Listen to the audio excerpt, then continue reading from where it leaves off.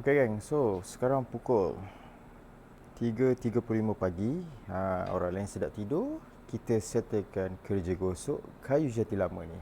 Alright, ni pakai 80. Okay, grade 80.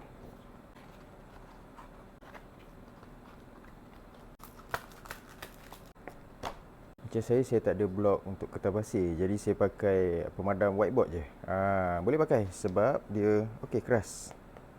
Boleh pakai. Macam bahagian atas ni kita dah gosok dah. Lupa itu hari nak buat video. Okay, so nampak lengan kiri dan lengan kanan pun kita dah settlekan. Hari ni kita nak settlekan bahagian tepi.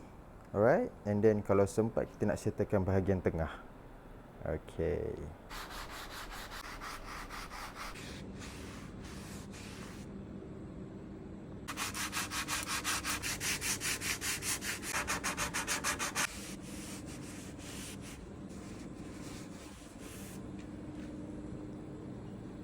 So guys, sekarang pukul 5.17 pagi. Kita dah settle bahagian kanan kerusi ni. Okay, tu bahagian tadi tu kita memang dah digosok, tapi saya gosok lah lagi sekali.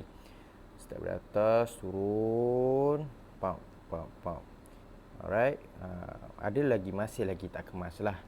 So besok Umi akan sambung sebab sekarang pun dah pukul 5.17. So kejap lagi nak subuh. Ini adalah progress gosok sebelah kanan.